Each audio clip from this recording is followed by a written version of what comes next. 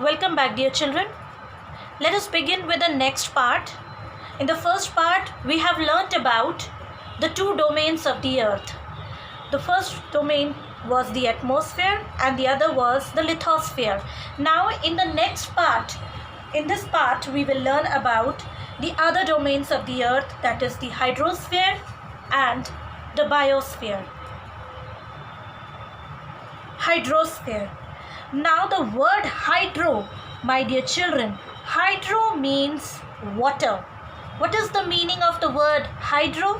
Hydro is basically a Greek word which means water. So 3/4 of the earth's surface is made up of water bodies, which comprises oceans, seas, lakes, ponds and river. 3/4. In the fraction chapter you might have learned what is the meaning of 3/4. Out of the whole earth, 3/4 of the earth. If you will take the whole earth, the earth as a whole, the 3/4 part of the earth is made up of water. And the water bodies comprises of what? Ocean, seas, lakes, ponds and river. Hence, our planet Earth looks blue from the space and hence it is known as what? Blue planet. From the space, our planet Earth looks blue in color. That is why our Earth is also known as blue planet. It is also known as blue planet because of the water bodies present on the surface of the Earth. 3/4 of the Earth's surface is made up of water bodies. Of the total water present on the Earth's surface, about 97% is salt water. What is the meaning of salt water? Water which is salty in taste. Basically, all the sea water, they are salty water. And salty water is not fit for drinking. While 3% is fresh water. The fresh waters are the water which is fit for drinking. Underground water is also fresh water. Okay. Salt water cannot be used for drinking or growing crops. Of the total amount of the fresh water on the earth, the 2% is frozen in the ice caps. What is the meaning of ice caps? See, this is the ice caps.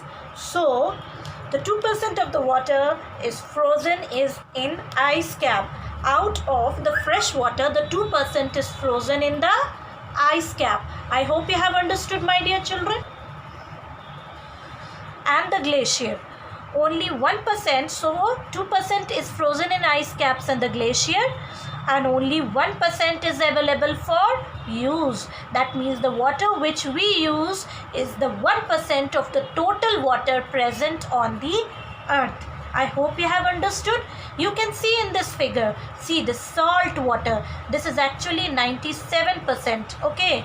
And the 3%, from the 3% of the fresh water, half of the water is frozen, 2% is frozen, while the remaining 1% we use for drinking, for cooking, for making different, for washing, or it is used in factories, basically for human consumption and for human use. Only 1% of the water is used.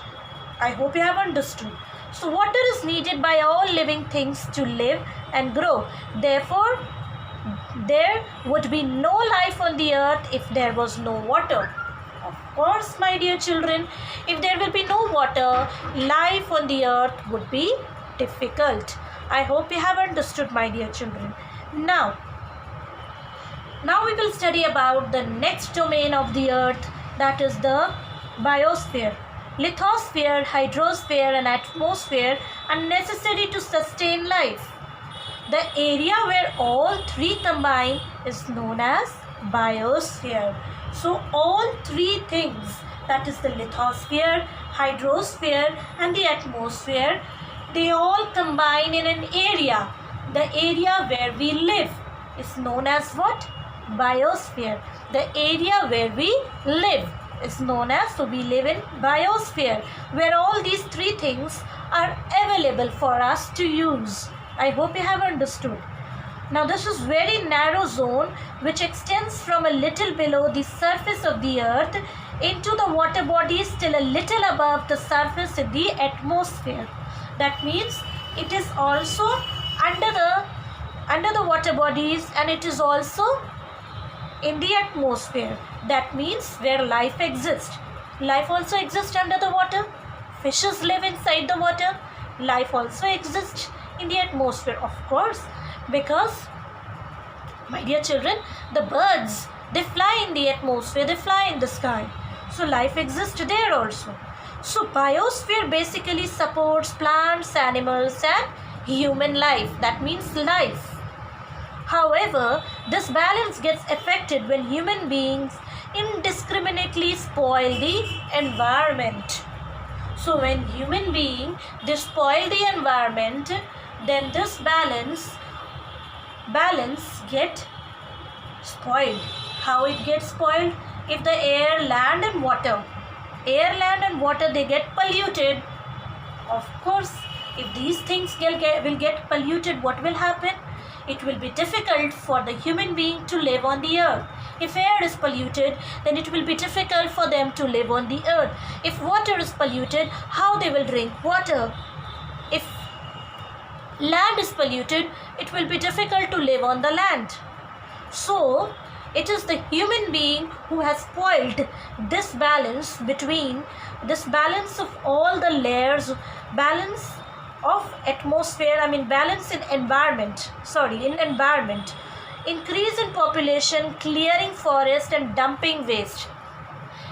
Population is increasing day by day. If population, what is the meaning of population? More number of peoples living in an area. If more number of peoples are living in an area, what will happen, my dear children? They will need houses to live. So what they will do? They will clear the forest. Yes or no? To build the house. So the forest is being destroyed in order to build the house. Okay, waste is being dumped here and there, polluting the environment. So all these are destroying the balance which is necessary for the life to be sustained on the earth. Yes or no? There will be less land, less water for us to drink, no clean water for us to drink, no, we will not be able to breathe pure air if pollution is there. So all these will result in disturbing imbalance in nature. So so for the life to exist on the earth, it is very important for us to have a good balance between all these layers of the earth. That means these layers of the earth should be in good balance with each other. There should be a balance in nature. I hope you have understood. That means atmosphere should not get polluted, lithosphere should not get polluted, hydrosphere should not get polluted. Then only life will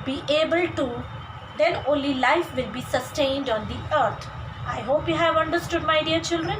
So my dear children, kindly read this lesson at home. Thank you.